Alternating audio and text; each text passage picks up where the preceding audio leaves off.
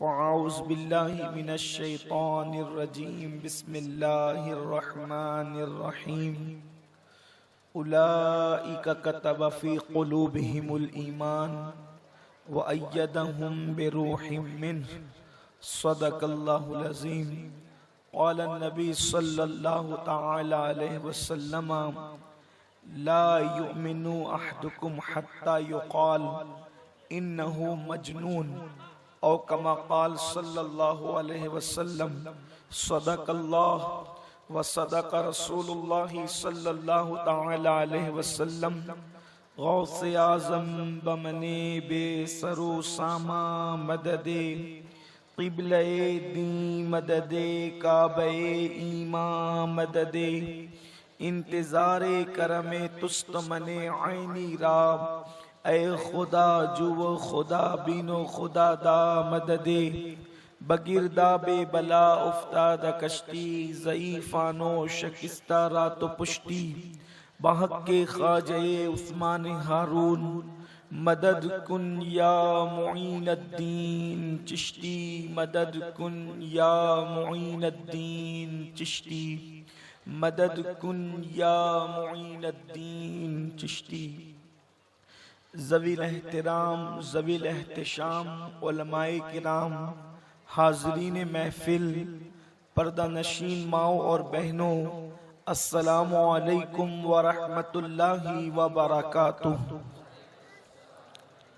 इंतहाई अक़ीदत व मोहब्बत के साथ अपने और सारी कायनात के मरकज़ अक़ीदत अनीसे बेकसां चारासाज़े दर्दमंदा हम गरीबों के गमगुसार हम फ़कीरों की सरवत शहर यारे इरम ताजदारे हरम नौबहारे शफ़ाअत शबे असरा के दूल्हा नौशे बज़्म जन्नत दानाए सुबुल मौलाए कुल ख़त्मुर रुसुल खुसरवे खूबा सयाही लामका वजह कुन फ़का दुर्रिल्लाहिल मकनून सिर्रिल्लाहिल मखज़ून आलिमे मा काना व मा यकून आबो गिले अंबिया जानो दिले अस्फिया मतले हर सआदत मक्ते हर सियादत हुजूर अहमदे मुजतबा मुहम्मद मुस्तफ़ा अरवाह नाफिदा सल्लल्लाहु तआला अलैहि वसल्लम की बारगाहे बेकस पनाह में जिस तरीके से मैं पढ़ाऊं आप भी मेरे साथ मिलकर बावाज़े बुलंद पढ़ें। अस्सलातु वस्सलामु अलैका या रसूल अल्लाह। आशिकों की तरह जरा दुरूद पढ़ें और महफिल में रंग जमाएं। अस्सलातु वस्सलामु अलैका या नबी अल्लाह।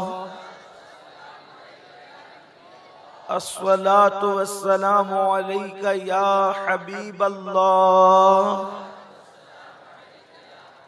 व अला आलिका व अस्हाबिका या नूर अल्लाह सल्लल्लाहु तआला अलैका वसल्लम। अर्श हक है मसनदे रिफ़अत रसूलुल्लाह की, अर्श हक है मसनदे रिफ़अत रसूलुल्लाह की, देखनी है हश्र में इज्जत रसूलुल्लाह की। हम भिकारी वो करीम उनका खुदा उनसे फजूम और ना कहना नहीं आदत रसूलुल्लाह की। सूरज उल्टे पांव पलटे चांद इशारे से हो चाक, अंधे नजदी देख ले कुदरत रसूलुल्लाह की। वो जहन्नम में गया जो उनसे मुस्तगनी हुआ, है खलीलुल्लाह को हाजत रसूलुल्लाह की।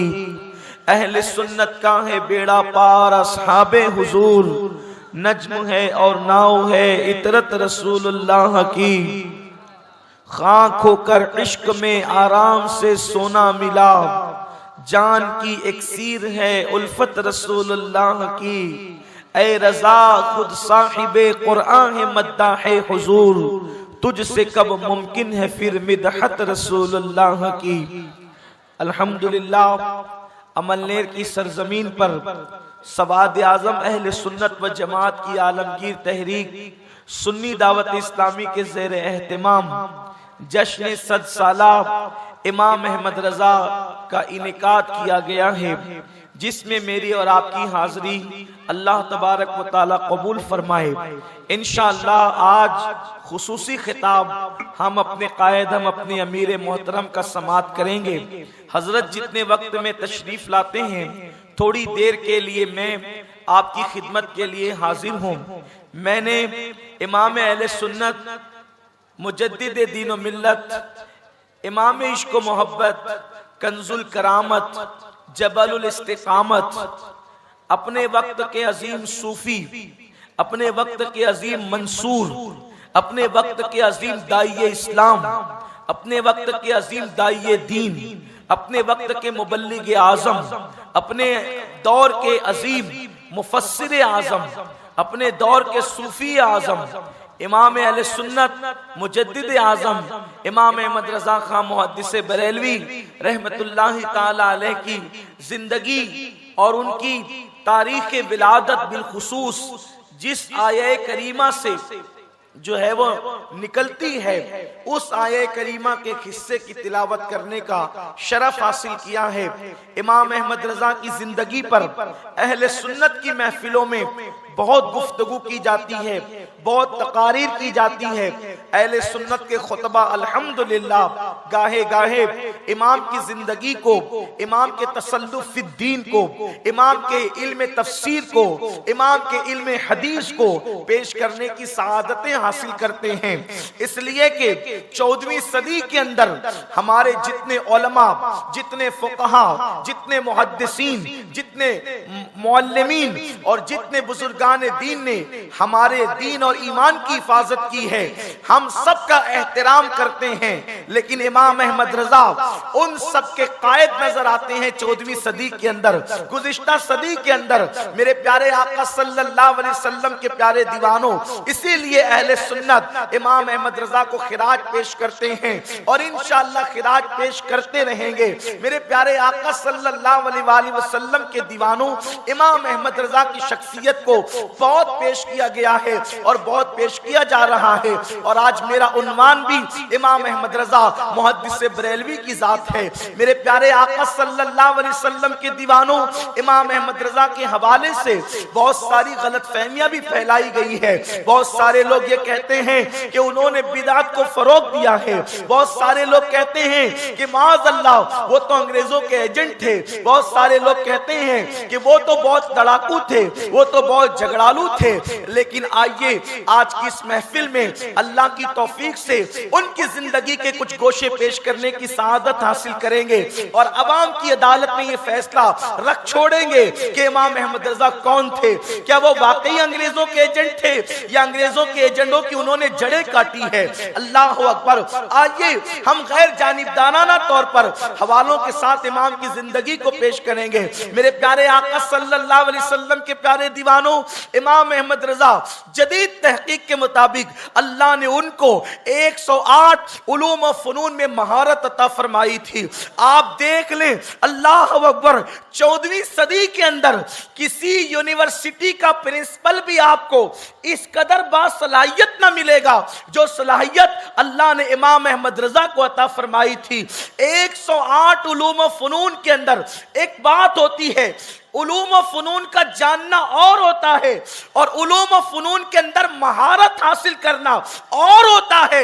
इसलिए कि जानने वाले तो दौर में बहुत होते हैं, लेकिन उसमें महारत हासिल करने वाले जो है वो चीदा चीदा लोग होते हैं। मेरे प्यारे आका सल्लल्लाहु अलैहि वसल्लम के प्यारे दीवानों, इमाम अहमद रजा इल्म हदीस में माहिर नजर आते हैं। इमाम अहमद रजा इल्म फिक्र में माहिर नजर आते हैं। वो मुदब्बिर हैं, वो मुफस्सिर हैं, वो मुजद्दिद हैं, वो वक्त के साइंसदां हैं, वो अपने वक्त के इल्म माशियात के बहुत बड़े माहिर हैं, वो अपने वक्त के रियाजी दां हैं, वो अपने वक्त के अजीम ज्योग्राफी दां हैं, वो अपने वक्त के अजीम ज्योमेट्री के अजीम माहिर नजर आते हैं। वो सूफी भी है, इल्म तसव्वुफ में महारत भी रखते हैं। मेरे आका सल्लल्लाहु अलैहि वसल्लम के दीवानों, वो इस बला के शायर हैं कि जब लखनऊ के शोरा के सामने उनका कसीदा मिराजिया पहुंचा तो लखनऊ के शोरा ने कहा, जिनको अपनी उर्दू दानी पे नाज था,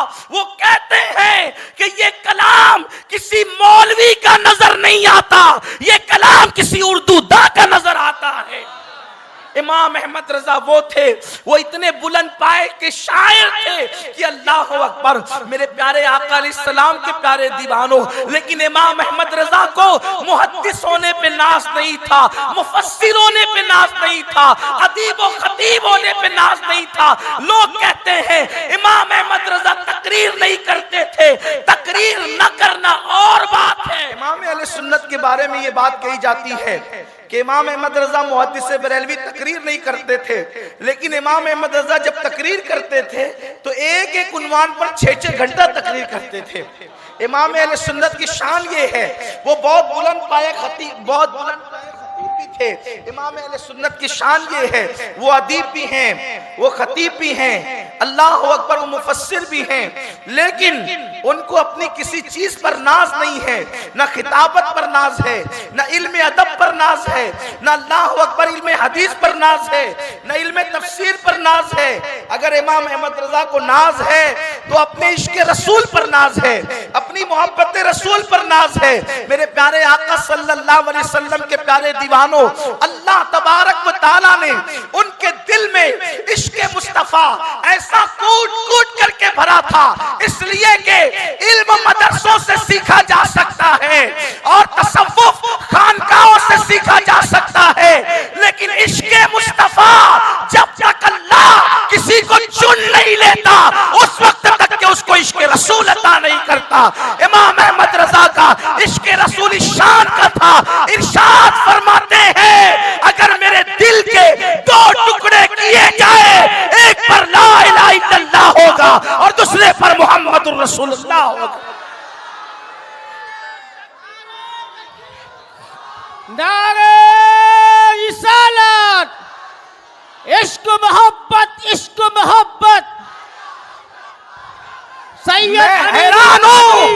मैं हैरान हूँ, मैं छोटा सा तालिब इल्म हूँ, मैंने दीवाने गालिब भी पढ़ा है, मैंने इकबाल को भी पढ़ा है, मैंने मीर को भी पढ़ा है, मैंने अल्लाह अकबर उर्फी को भी पढ़ा है। लेकिन एक बात कहना चाहता हूँ कि अल्लाह अल्लाह सुखाने नात के अंदर या सिनफे नात के अंदर इल्म रियाजी को, इल्म फिक्र को, इल्म ज्योमेट्री को कोई बयान करता नजर नहीं आता। अगर वो 14वीं सदी में बयान करता है तो इमाम अहमद रजा बयान करता। नात भी हो रही है, फिकी मसले भी बयान किए जा रहे हैं, नात भी हो रही है, ज्योमेट्री भी बयान की जा रही है। आओ देखो देखो, तवज्जो करें, अहले इल्म की तवज्जो चाहता हूँ।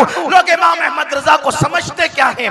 मेरे इमाम ने एक कसीदा लिखा जिसको कसीदा मेराजिया कहते हैं। ये कसीदा मेराजिया उर्दू जबान का अजीम शाहकार है। आप अगर ऐसे खामोश सुनेंगे तो मैं इमाम को बयान नहीं करूंगा, इसलिए कि जब इश्क मोहब्बत का इमाम बयान हो रहा हो तो पूरी महफिल पर इश्क का रंग छा जाना चाहिए, पूरी महफिल इश्क के रंग में रंगना चाहिए। अरे जो उम्मते मोहम्मदिया के ईमान बचाने के लिए 22 घंटे जागता हो और सिर्फ 2 घंटे सोता हो, उसी को दुनिया इमाम अहमद रजा कहती है। इमाम अहमद रजा 22 घंटे जागने वाली जात का नाम है। आपको क्या पता, हमें क्या पता, बारगाह रिसालत से यूं ही लल्लू पंजुओं को इनाम नहीं मिलता। जब मुस्तफा करीम की बारगाह में किसी का खुलूस कबूल हो जाता है तब कहीं जाकर के इनाम अता किया जाता।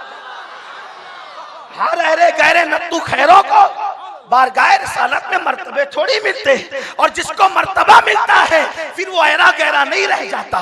इमाम ने कसीदा मेराजिया लिखा। ये हमारी जमीन खानदेश की जमीन है, यहाँ शोरा बहुत है, मुशायरे बहुत होते हैं, उर्दू से लोगों को शगफ बहुत है। कसीदा मेराजिया जिसको लोग सही पढ़ भी नहीं पाते आज के दौर में, बहुत सारे अशार में लोगों को पढ़ने में मुगालता होता है।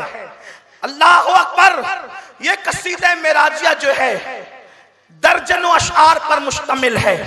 कसीदा मेराजिया तकरीबन 74 या 76 कमोबेश इसकी अशार हैं। और आप ध्यान से सुने, इमाम अहमद रजा कौन है? ये कसीदा लिखने की वजह ये बनी कि एक साहब इमाम अहमद रजा के पास आए, कहने लगे कि मैंने कसीदा लिखा है, आप उसकी इस्लाह कर दें। इमाम ने वो पर्ची ली, फरमाया अभी मुझे खाना खाना है जोहर का, यानी जोहराना खाना खाना है, जोहर की नमाज पढ़नी है, केलोला भी करना है, तो मैं इतने काम करके फिर चेक करूंगा। आला हजरत ने खाना खाया, जोहर की नमाज पढ़ी, केलोला किया और उसके बाद उनका कसीदा चेक किया तो सोचा कि जिस शान से मेराज हुई है कसीदा उस शान से लिखा नहीं गया है।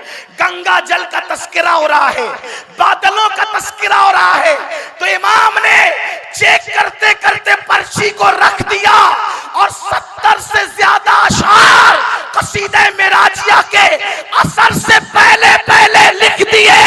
और जब वो साहब आए, आपने चेक कर लिया, फरमाया चेक तो कर लिया, लेकिन जरा एक कसीदे मेराजिया और भी सुनते जाइए जो मैंने भी लिखा है। और वो क्या है आप सुनिए, उसमें ज्योग्राफी बयान हो रही है, उसमें साइंस बयान हो रहा है, उसमें तसव्वुफ बयान हो रहा है।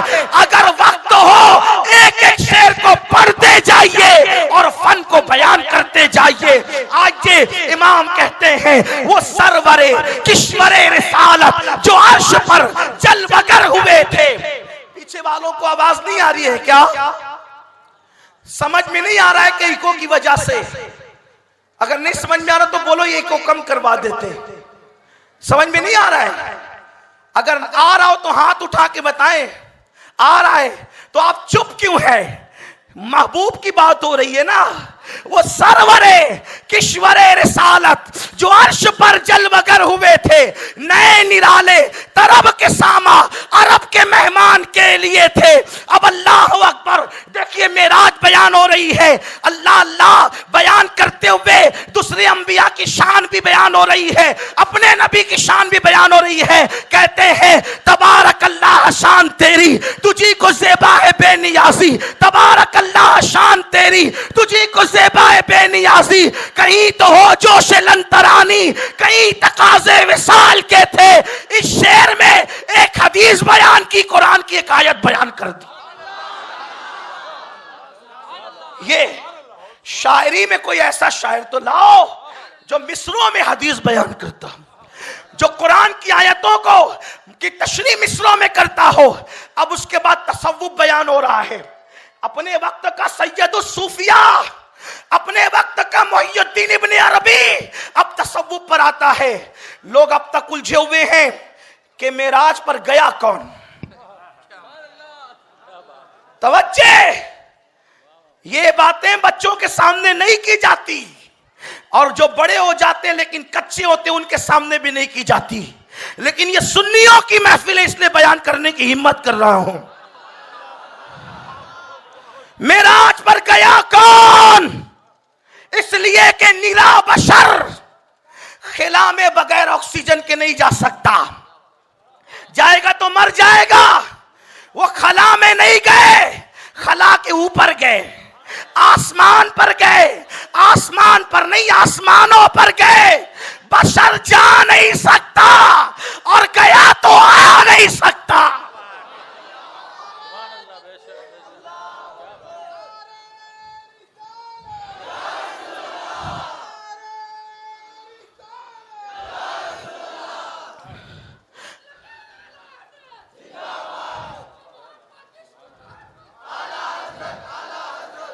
लोग कहते यार वो तो सिर्फ एक मौलवी थे। हम कहते कोई ऐसा मौलवी भी लाओ ना जो तसव्वुफ शान से बयान करता हो। वो मौलवी के रूप में मौलाए रोम थे अपने दौर के। जौहर की का जौहरी जानता है, भटियारे को क्या पता कि जौहर की शान क्या होती है। जिन्हें इल्म की हवा ना लगी वो इमाम अहमद रजा को क्या समझे। इमाम अहमद रजा को किसी बहुत अच्छे मुफक्किर का कौल है, आला हजरत को समझने के लिए कम से कम हजरत बनने की जरूरत है। आला हजरत को समझने के लिए कम से कम हजरत बनने की जरूरत। जो हजरत ना हो बेचारे वो आला हजरत को क्या समझ पाएंगे। ये इमाम अहमद रजा है। अल्लाह अकबर। झगड़ा है, मुनाजरे है, मेराज पे गया कौन?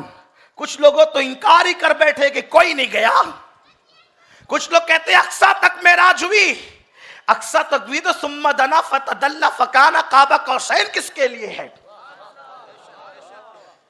अगर जो है वो अक्सा तक मेराज हुई तो मुस्लिम शरीफ की हदीस में यह किसके लिए है? इरजे इला रब्बिक। हजरत मूसा का कौल, अपने रब की तरफ पलटिए, पलटिए। अरे पलटता वो है जो वहां से आता है।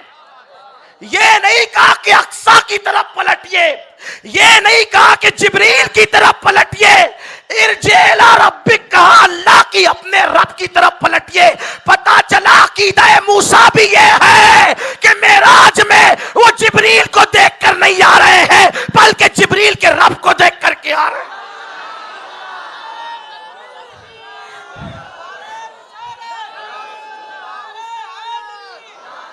इश्क मोहब्बत, इश्क मोहब्बत, जश्न सद साला। लोग कहते जिब्रील को देखा, हम कहते जिब्रील को तो देखते ही थे। और जिब्रील को देखना कौन सी मेराज है? अरे जिब्रील उनको देखने के लिए जमीन पे आते थे, बेलिकाए यार, उनको चैन आ जाता अगर बार बार आते न यूं जिब्रील सिदरा छोड़कर। वजीर को देखना बादशाह की कौन सी मेराज है? जिब्रील तो वजीर का नाम है, जिब्रील तो दरवाजे के दरबान का नाम है।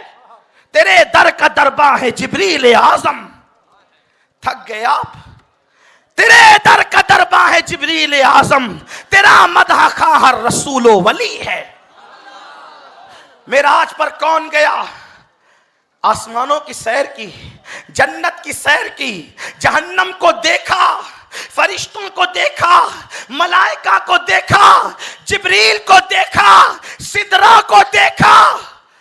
और जहां जिब्रील थक कर बैठ गए उसके आगे गए। आला हज़रत फरमाते हैं, थके थे रूहुल अमी के बाजू, कहा वो दामन कहा वो पहलू, रिकाब छूटी उम्मीद टूटी, निगाहे हसरत के वलवले थे। जो एक पर मार के जमीन पे आता है, मेरे नबी की परवास के साथ उड़ते उड़ते थक जाता है। जहां जिब्रील थकता है वहां आमिना का लाल जाता है। लोग हलीमा की बकरियों के पीछे मेरे नबी को देखकर अपनी तरह बशर कहते हैं। अरे जंगल में हलीमा की बकरियों के पीछे देखकर अपनी तरह कहने वालों, शबे मेराज जिब्रील के आगे आगे भी तो देखो। शबे मेराज जिब्रील किया, थके थे रूहुल अमी, जहां जिब्रील थक कर बैठ जाए। और जिब्रील कोई मामूली चीज है, फरिश्तों का सैयद है जिब्रील, सरदार मलाइका है जिब्रील, और वो थक रहा है। एक पर मार के जमीन पे आने वाला कितना उड़ा होगा। थक कर बैठ गए, बैठ ही नहीं गए, हसरत से देखने लगे। थके तेरू, ये आला हज़रत बयान कर रहे हैं। लोग कहते हैं इमाम अहमद रजा ने क्या दिया? हम कहते इश्क भरा अकीदा दिया। 14 सदियों के अकीदे पे जो धूल डाली जा रही थी, इमाम ने उसकी तजदीद करके अता फरमाया। थके थे रूहुल अमी के बाजू, कहा वो दामन कहा वो पहलू, रिकाब छूटी उम्मीद टूटी, निगाहे हसरत के वलवले थे। हुजूर आगे बढ़े आगे बढ़े। अब बताओ, जहां जिब्रील थक के बैठता है उसके आगे आमिना का लाल जाता है, तो आमिना के लाल को खुदा नहीं कहते, लेकिन खुदा से जुदा नहीं कहते। अब आगे गया कौन? इसको सूफी ही बयान कर सकता है, इसको सरमद ही बयान कर सकता है, इसको मंसूर ही बयान कर सकता है, इसको जुनैद बायजीद ही बयान कर सकते हैं। लेकिन कितनी सादगी से इमाम अहमद रजा ने तसव्वुफ के इस मसले को हल किया। गया कौन खुदा से मिलने? गया कौन खुदा से मिलने? गया कौन खुदा से मिलने? तो कहते हैं कसीदा मेराजिया में इल्म तसव्वुफ की गुत्थी कैसे सुलझाते हैं? वही है अव्वल, वही है आखिर, वही है जाहिर, वही है बातिन, उसी के जलवे, उसी के जलवे, उसी के जलवे, उसी से मिलने, उसी से उसकी तरफ गए।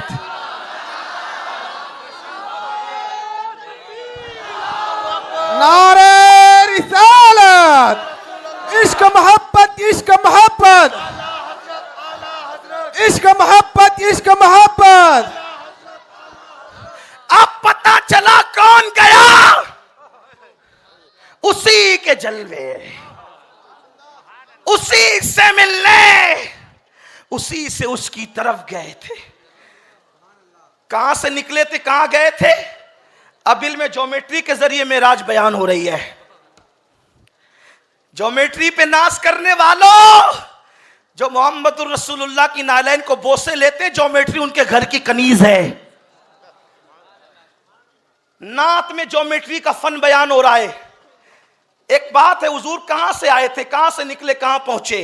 अब ज्योमेट्री के जरिए से मेराज बयान हो रही है। चैलेंज के साथ कहता हूं, 14वीं सदी में ऐसा शायर लाके बताओ। उनका इल्म फिक, इल्म हदीस तो अपनी जगह है, शायरी में कोई उनका हमपल्ला नहीं है, कोई शायरी में। और ये इश्क से आता है, ये फन नहीं है, ये इश्क है। और जब इश्क आता है ना, तो इकबाल कहते हैं, दो आलम से करती है बेगाना दिल को, अजब चीज है लज्जत आशनाई। अब ज्योमेट्री के जरिए से बयान हो रहा है। ज्योमेट्री वाले थोड़ा सा कान खोलें और पता चले, अपने दुनियावी उलूम पे नाश करने वालों, जो मेरे नबी का गुलाम होता है उसको सिनोरी जालियों से इल्म मिलता है। नबी आए कहां से, गए किधर? हुजूर के आने जाने को इल्म ज्योमेट्री से बयान किया जा रहा है। कहते हैं, कमाल इम्का के झूठे नुक्तों, तुम अव्वल आखिर के फेर में हो। कमाल इम्का के झूठे नुक्तों, तुम अव्वल आखिर के फेर में हो। मुहीत की चाल से तो पूछो, किधर से आए किधर गए थे। प्रकार लेते हो ना, प्रकार लेकर के जब आप दायरा बनाते हो ना, उसको मुहीत कहते हैं। दायरा बनाते हो, दायरा बनने के बाद किसी बड़े से पूछो कि वो दायरा शुरू कहां से हुआ और खत्म कहां हुआ। अल्लाह अकबर। मेरे इमाम कहते हैं, कमाल इम्का के झूठे नुक्तों, तुम अव्वल आखिर के फेर में हो। मुहीत की चाल से तो पूछो, किधर से आए किधर गए थे। ये इल्म ज्योमेट्री है उनका, ये उनका इल्म ज्योमेट्री है। ये इमाम अहमद रजा है। अगर और पढ़ता रहूं तो मेराज पर ही बात होती रहे।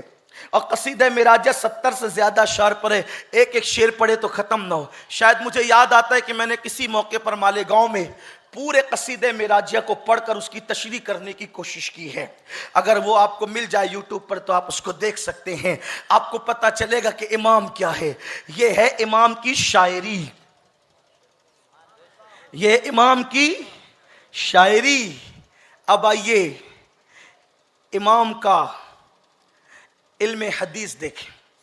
थोड़ा मुश्किल उन्वान है इल्म हदीस।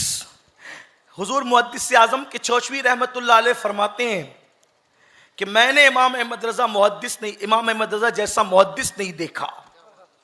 क्योंकि हम जब भी कोई हदीस पढ़ते और उस हदीस में जितने रावियों के नाम रहते, अन फुला इब्ने फुला, फुला इब्ने फुला, फुला इब्ने फुला, फुला इब्ने फुला, फुला, जितने नाम, आला हज़रत सबकी सीरत जानते थे। किसका कुव्वते हाफजा बुढ़ापे में कमजोर हो गया था वो भी जानते थे। कौन नाबीना हो गया था वो भी जानते थे। किसने बाजार में चलते चलते ककड़ी खा ली थी वो भी जानते थे। अल्लाह अकबर। किसने चांद की झूठी गवाही दी थी वो भी जानते थे। कौन तकवा पर आखिर तक दुनिया से रुखसत हुआ वो भी जानते थे। ये इमाम अहमद रजा का फन अस्माउल रिजाल में महारत है। और इल्म हदीस पर कौन सी हदीस सही है, हदीस सही और गलत नहीं होती। ये सही से मुराद ये फन हदीस की इस्तिलाह है। हदीस कौन सी सही है, कौन सी हसन है, कौन सी हसन ले गए रही है, कौन सी हसन ले जाती ही है, कौन सी जो है वो शाज है, कौन जो है अल्लाह अकबर गरीब है, कौन सी ज़ईफ है, किस रिवायत को मौजू कहा गया है, ये सब इमाम अहमद रज़ा की निगाहों में था। फरमाते हैं हम हदीस पढ़ते तो इमाम अहले सुन्नत बता देते कि इस हदीस में ये ज़ौफ़ है, इसमें जो है वो ये इस सनद में ये है और ये रिवायत का ये है। एक मर्तबा ऐसा हो गया, एक बार ऐसा हो गया कि हजरत मुहद्दिस सूरती अल्लामा वसी अहमद मुहद्दिस सूरती रहमतुल्लाहि ताला अलैह आला हज़रत के बड़े करीबी दोस्त थे। बहुत जमती थी, दोनों में बड़ी मोहब्बत थी। हालांकि मुहद्दिस सूरती जो थे वो आला हज़रत से इश्क की हद तक बल्कि अल्लाह अल्लाह इश्क की हद तक उनको चाहते थे। एक दिन किसी ने मुहद्दिस सुरती से पूछा, मुहद्दिस साहब, आला हजरत ना आपके उस्ताद हैं ना आपके पीर हैं, फिर आप आला हजरत से इतनी मोहब्बत क्यों करते हैं? बात यह है, हर सिलसिले का बंदा आला हजरत को चाहता है, हर मदरसे का बंदा आला हजरत को चाहता है, हर खानका का बंदा आला हजरत को चाहता है। शर्त यह है वो आला हजरत को जान ले कि आला हजरत कौन है। आला हजरत किसी सिलसिले के नहीं है सिर्फ, आला हजरत किसी मदरसे के नहीं है सिर्फ, आला हजरत किसी शहर के नहीं है सिर्फ, आला हजरत किसी खानका के नहीं है। इसलिए कि जो नबी का गुलाम होता है, वो नबी का जो गुलाम होता है, वक्त का वो इमाम होता है, वो इलाके और खित्ते कबीले का नहीं बल्कि वो सबका होता है। आला हजरत सबके हैं। आला हजरत को जो लोग महदूद करना चाहते हैं, मैं उन भाइयों को मशवरा देना चाहता हूं, उनको सिलसिलों में खानकाओं में महदूद न करना। आला हजरत अबकरी शख्सियत है, आला हजरत आफाकी शख्सियत है। जिस आशिक रसूल के दिल के अंदर इश्क रसूल है, उसके आला हजरत आंखों की ठंडक है। आला हजरत बहुत बड़ी चीज का नाम है, लेकिन आला हजरत को कोई पहचान ले। मसला यह है कि हमने आला हजरत का तारुफ ही सही नहीं कराया। हम तो बस उन्हीं चंद चीजों को लेकर के घूमते रहे कि उन्होंने काफिर कुफ्र का फतवा दिया देवबंदियों पर। यही एक काम किया आला हजरत ने, सिर्फ यही एक काम किया। बेशक गुस्ताखान रसूल को वो काफिर कहते थे, और आज भी हम नबी के गुस्ताखों को डंके की चोट पर काफिर कहते हैं, उसमें हमारा कोई दो राय नहीं है। लेकिन आला हजरत का यही एक कारनामा हम एक सदी से पढ़े जा रहे हैं। जरा कुछ और भी तो बताएं। कौम को पता चल गया कि उन्होंने देवबंदियों को काफिर कहा है। अब हम जरा कुछ दूसरा भी वरक बदलें, पलटे वरक, कुछ दूसरा भी बताएं। इमाम अहमद रजा ने बेशक गुस्ताखों को, और उन्होंने सिर्फ नहीं कहा, उनसे पहले के लोगों ने भी कहा, उन्होंने अपनी नई बात नहीं की। उन्होंने जो सहाबा से देखा वही उन्होंने कहा, जो ताबईन से लिया वही उन्होंने कहा, जो औलिया से लिया वही उन्होंने कहा। सौदा गिरान में बैठकर उन्होंने कोई नई बात नहीं की। लेकिन हम तारुफ भी तो कराएं, इमाम अहमद रजा है कौन। इंशाअल्लाह अज़्ज़ व जल फकीर का एक जल्द बयान आने वाला है, अल्लाह की तौफीक से आप दुआ करें। आला हजरत अपने दौर के इल्म माशियत के इमाम है। अल्लाह ने चाहा, अल्लाह ने तौफीक दिया, इन्हीं दिनों जश्न 7 साला के मौके पे किसी महफिल में हम इस पर गुफ्तगू करेंगे। आपको पता चलेगा कमरे में बैठकर इल्म माशियत पर क्या उनकी नजर थी, क्या नजर थी उनकी। और आज उन नुकात पर अमल कर लिया जाए तो मुसलमान आज भी तरक्की कर सकता है इंशाअल्लाह। अल्लाह तौफीक देगा तो। और मैं कोई बड़ा आदमी नहीं हूँ, मैं मामूली हूँ, कोई अदीब खतीब अल्लामा कुछ भी नहीं हूँ, एक तालिब इल्म हूँ, बुजुर्गों की जूतियाँ सीधी करने वाला हूँ। लेकिन इमाम से हमें इश्क है, और हम तो हर वली को दिल दे बैठे हैं। जिसने करोड़ों के ईमान की हिफाजत की, उसको क्यों नहीं चाहेंगे। हम इमाम अहमद रजा को इश्क की हद तक चाहते हैं। इमाम अहमद रजा की ज़ात को हम कभी रोकड़ा नहीं करते, इमाम अहमद रजा की ज़ात को हम कभी नहीं बेचते। हम उनसे इसलिए मोहब्बत करते हैं कि वो हमारे नबी से मोहब्बत करते हैं, और हर सुन्नी उनसे मोहब्बत करता है। सिर्फ शर्त है कि कोई उनको जान ले, और उनके तारुफ के लिए बात मैं कर रहा हूं आपके सामने, बात दूर ना निकल जाए। अर्ज़ ये कर रहा था, इल्म हदीस पर उनको कितनी महारत थी। हजरत मुहद्दिस सुरती, उनका जिक्र चल रहा था। मुहद्दिस सुरती मुरीद नहीं थे, शागिर्द नहीं थे, फिर भी इश्क की हद तक चाहते थे। किसी ने देखा, भाई जाहिल किसी को चाहे तो बात अलग है ना। वक्त का इतना बड़ा मुहद्दिस है। मुहद्दिस सुरती कौन है आपको पता है? मुहद्दिस आजम के इल्म हदीस में उस्ताद है ये मुहद्दिस सुरती। अब आप सोच सकते हैं कितने बड़े मुहद्दिस होंगे ये। आला हज़रत को इश्क की हद तक चाहते थे, उनके बगैर रहते नहीं थे, बार बार आते जाते थे उनके घर। किसी ने कहा, मुहद्दिस साहब, वसी अहमद साहब, आला हज़रत के नाम शागिर्द है ना मुरीद, इतना क्यों चाहते? आप तो मुरीद है मौलाना फजलुर रहमान गंज मुरादाबादी के, आप इनको इतना क्यों चाहते? जब देखो जब रजा रजा करते हैं। तो उन्होंने जवाब दिया, सच्चे लोग फजीलतें छुपाते नहीं, बल्कि जो दिल में रहता है वो कह देते हैं, क्योंकि उनको अपनी दुकान की फिक्र नहीं होती। जिनकी दुकानें मदीने वाले के फैज से चलती है, उनको अपनी दुकानों की फिक्र नहीं होती। जिनकी दुकानें चिटिंग बाजियों से चलती है, उनको अपनी दुकानों की फिक्र होती है, क्योंकि जिनकी दुकानें नबी के फैजान से चलती है, उनको तो यकीन है कौन देता है, देने को मुंह चाहिए, देने वाला है सच्चा हमारा नबी। नारे तकबीर, नारे रिसालत, इश्क मोहब्बत, इश्क मोहब्बत। मुहद्दिस सुरती ने कहा, मुझसे पूछने वाले कि ना मैं शागिर्द हूं ना मुरीद हूं, उनसे इश्क क्यों करता हूं, तो सुनो, जो इश्क रसूल उस्ताद से नहीं मिला, जो इश्क रसूल पीर और मुर्शिद से नहीं मिला, वो इश्क रसूल इमाम अहमद रजा से मिला है। तो जिससे इश्क की दौलत मिली हो उससे इश्क ना करूं तो फिर क्या करूं। वही मुहद्दिस सुरती आला हजरत के यहां मेहमान हुए। उस दिन आला हजरत के यहां बहुत सारी चीजें पकी थी, उसमें से बैंगन भी पके थे, बिजाला जिसको कहते हैं आप, है ना, यही कहते हैं बैंगन बिजाला, वो पका था। दस्तरखान लगा, लोग दस्तरखान पे शायरी करते हैं, लोग दस्तरखान पे गाने सुनते हैं, लोग दस्तरखान पे व्हाट्सएप चेक करते हैं, लोग दस्तरखान पे लतीफे कहते हैं। इश्क मोहब्बत का इमाम मुहद्दिस सुरती के साथ बैठा है। बात चली, बैंगन बड़े पसंद और मजे से खा रहे हैं। क्या हदीस में इसका कोई जिक्र है? मुहद्दिस सुरती ने 7 हदीसें पढ़ी, 7 बैंगन की फजीलत पर। मुहद्दिस सुरती ने 7 हदीसें पढ़ी, चुप हो गए। आला हज़रत ने 7 और पढ़ी, 7 और पढ़ी, उसको 21 तक पहुंचाया। बैंगन की फजीलत पर 21 हदीसें पढ़ी आला हजरत ने, और पढ़ने के बाद फिर उसकी सनद पर बयान किया कि ये मौजू ये मौजू ये मौजू ये मौजू। पता चला जितनी 21 रिवायतें हदीस के नाम पे पढ़ी गई है उसमें कोई रसूलुल्लाह का कौल नहीं है, वो हुजूर की तरफ गलत मंसूब कर दिया गया है।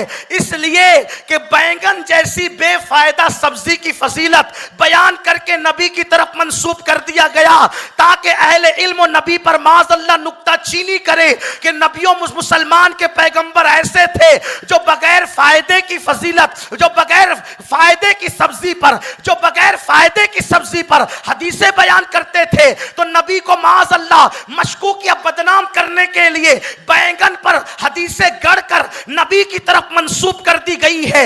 इसलिए ये कोई रसूलुल्लाह का कौल नहीं है। इसके जितने रावी हैं इसमें फला झूठा है, फला झूठा है, फला झूठा है, और बता दिया कि बैंगन की फजीलत पर कोई हदीस हुजूर ने बयान ही नहीं की है। दस्तरखान पर जिसका इल्म ऐसा हो, दारुल इफ्ता में उसके इल्म की रानाइयां क्या होगी। इमाम अहमद रजा ये है। आइए, मुझे याद आ रहा है इमाम अहमद रजा का इल्म फिक़्ह, वो कैसे फकीह थे। फिक़्ह कहते हैं शरीयत के कानून को। वो कैसे फकीह थे, तवज्जो करें। अच्छा, एक बात यह है, फकीह होना और बात है, और फकीह बना देना, फकीह गर होना। एक होता है पीर, एक होता है पीर गर, एक होता है आलिम, एक होता है आलिम गर, एक होता है इंसान, एक होता है इंसान गर। तो ये जो गर होता है ना, इसमें बड़े गुर होते हैं। आला हज़रत फकीह गर थे, और आला हज़रत का इल्म फिक़्ह शरीयत पर, यानी क्या जायज़ है क्या नाजायज़ है, इसकी मिसाल ही नहीं मिलती। आइए चलते हैं, बैठे बैठे मोहल्ला सौदा गिरान में आला हजरत के यहां देखते हैं कि वहां इल्म फिक़्ह के क्या जलवे हैं। अच्छा, एक चीज आपको बताऊं कि इंसान कैसा है, उसको जांचने के लिए उसके सोहबत में जो रहने वाले उनको देखना होता है, उससे पता चलता है कि क्या है। सही है, यही बात है। एक बहुत बड़े बुजुर्ग थे उस जमाने में, सैयद दीदार अली अलवरी रहमतुल्लाह अलैह। ये बहुत बड़े मुहद्दिस थे, सैयद भी थे, बहुत बड़े बुजुर्ग हैं ये। इनकी दोस्ती जो थी हजरत मुहद्दिस सुरती रहमतुल्लाह अलैह से थी। तो मुहद्दिस सुरती इनको कहते थे कि चलो यार एक मरतबा इमाम अहमद रजा से मिले। तो कोई उसको अपने ऊपर आप लोग मत लेना, एक जनरल बात कह रहा हूं मैं। जो खुद खूबसूरत हो ना, तो वो दूसरे की खूबसूरती जल्दी से तस्लीम नहीं करता। जो खुद फनकार हो वो दूसरे का फन जल्दी से कबूल, जो खुद मुकर्रिर हो ना वो जल्दी से किसी की तकरीर सुनना अपनी बेइज्जती समझता है। ऐसे मैं खुद मुकर्रिर हूं, मैं क्यों किसी को सुनूं, मैं क्यों जो है वो जाकर के बैठूं, ऐसा होता है ना। लेकिन ये मैं आदमी को गिरा देती। शैतान से पहले कोई शैतान नहीं था, फिर शैतान को बहकाया किसने? तवज्जो आपकी। शैतान से पहले कोई शैतान नहीं था, उसको बहकाया किसने? तो उसको बहकाने वाले शैतान का नाम कुरान बयान करता है, वस्तकबरा वकाना मिनल काफिरीन। उसको उसके तकब्बुर ने गुमराह कर दिया। और पता चला ये तकब्बुर इतना खतरनाक है कि ये मुअल्लिमुल मलाइका को शैतान बनाता है।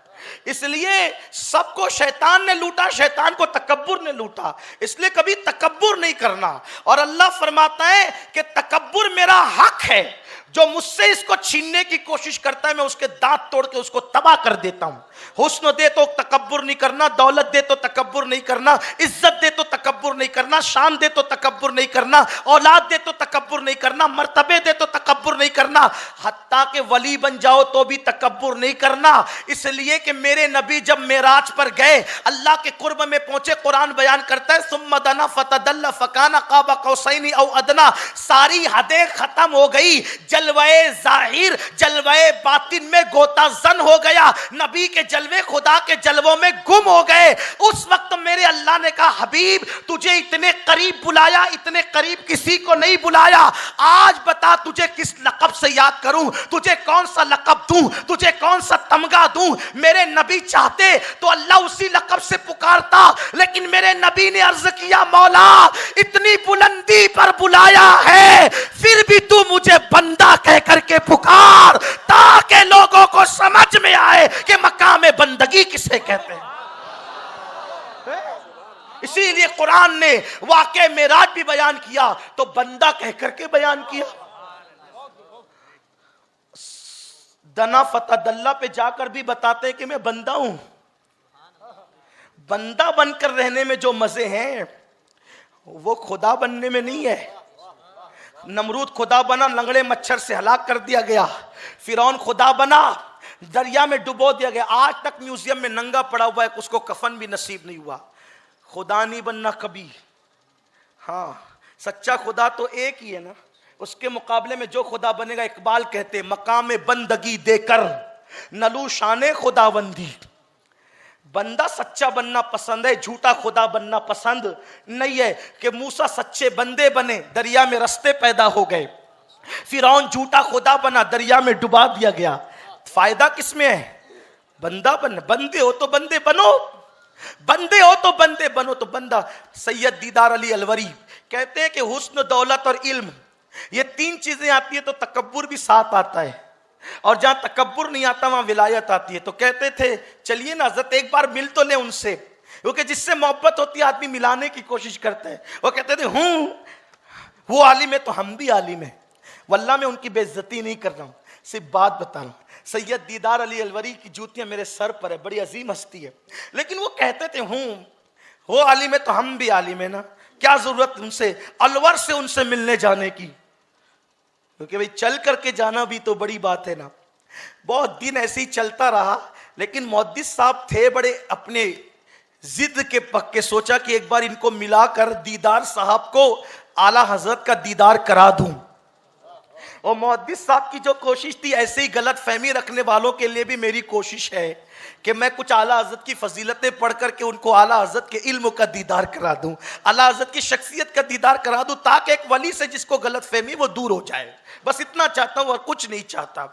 और आप मुझे जानते हैं कि मेरी तबीयत में जो है वो मुबालगा आ रही नहीं है। हम अपने बुजुर्गों की शान बहुत एहतियात से बयान करते हैं। जितनी बातें कह रहा हूं मैं सब किताबों में बता सकता हूं, और वो भी ऐसे नहीं कि यहाँ वहाँ की नहीं, बल्कि जो आला हज़रत के शागिर्दों ने लिखी है, उनके शागिर्दों के शागिर्दों ने लिखी है, उन किताबों से बता सकता हूँ। सैयद दीदार अली अलवरी साहब रहमतुल्लाहि ताला अलैह ने कहा वो आलिम है तो भाई हम भी आलिम है, हम क्यों उनसे मिलने हैं? कहा एक बार तो देख तो ले, चले तो सही। कहा ठीक है। एक बार वो तैयार हो गए। अब मुहद्दिस साहब उनको लेकर के आए। इत्तेफाक से जब वो वहां पहुंचे तो आला हज़रत की मस्जिद रजा में अजान हो चुकी थी। आला हज़रत की मस्जिद रजा में अजान हो चुकी थी और तवज्जो करें अजान हो गई थी। आला हजरत नमाज के लिए मस्जिद में पहुंच चुके थे।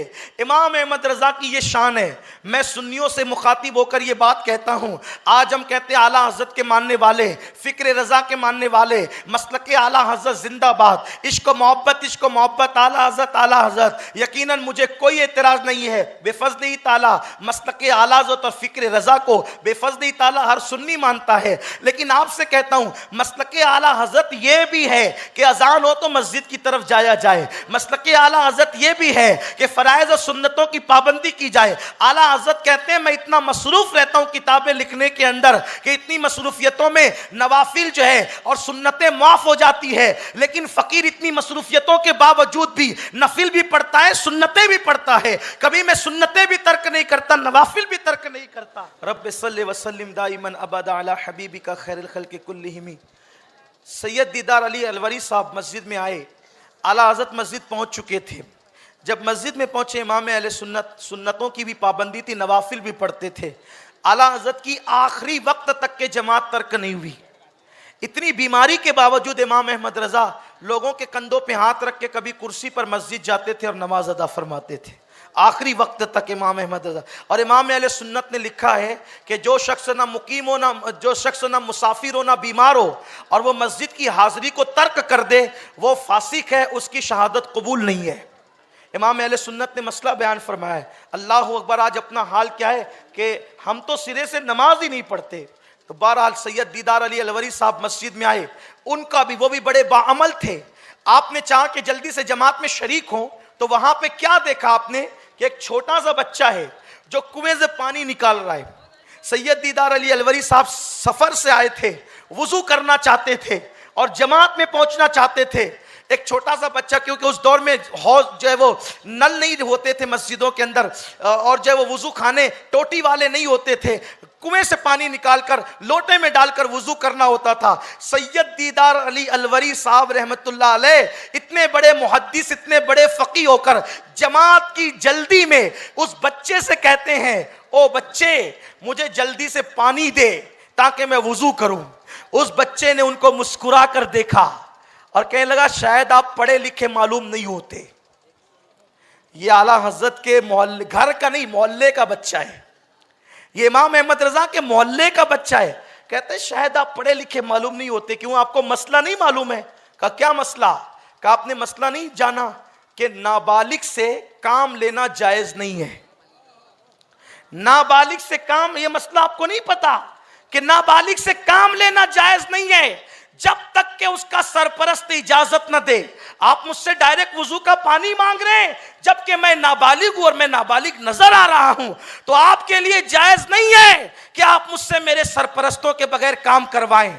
और रही बात, अगर आप कहते हैं कि मैं आपको तोहफतन या हदियतन पानी देकर पानी हिबा कर दूं, यानी आपको हदिये के तौर पे, तोहफे के तौर पे पानी दूं, तो आपको दूसरा मसला नहीं पता कि नाबालिग अगर तोहफा दे तो उसका तोहफा कबूल करना भी जायज नहीं है जब तक कि उसका सरपरस्त राजी ना हो। आप पढ़े लिखे नहीं लगते। उस वक्त सैयद दीदार अली अलवरी ने उस नाबालिग को देखा और उनको आला हजरत के इल्म का दीदार उसी वक्त हो गया कि जिसके मोहल्ले का नाबालिग इतना इल्म रखता हो, उसके घर के बच्चों का इल्म क्या होगा, और जिसके घर के बच्चों का इतना इल्म हो, उसके खुद के इल्म का आलम क्या होगा। और उनके घर के बच्चों का इल्म आप देख चुके हैं। एक को मुफ्ती आजम कहते हैं, दूसरे को हुज्जतुल इस्लाम कहते हैं, किसी को मुफस्सिर आजम कहते हैं, किसी को ताजुश शरिया कहते हैं, किसी को तहसीन मिल्लत कहते हैं। हर वक्त इल्म के जवाहिर पारे बिखेरते रहे। अब कुछ फनून बच गए, लेकिन इंशाअल्लाह फिर वो कभी हजरत तशरीफ ला चुके हैं। अब हमें हजरत का खिताब सुनना है। बस इतना कह सकता हूं कि अहमद रजा का ताज़ा गुलिस्तां है आज भी, खुर्शीद इल्म उनका दरख्शां है आज भी। अरसा हुआ वो मर्द मुजाहिद चला गया, सीनों में एक सोजिश पिन्हा है आज भी। सब उनसे जलने वालों के गुल हो गए चिराग, अहमद रजा की शम्मा फरोजा है।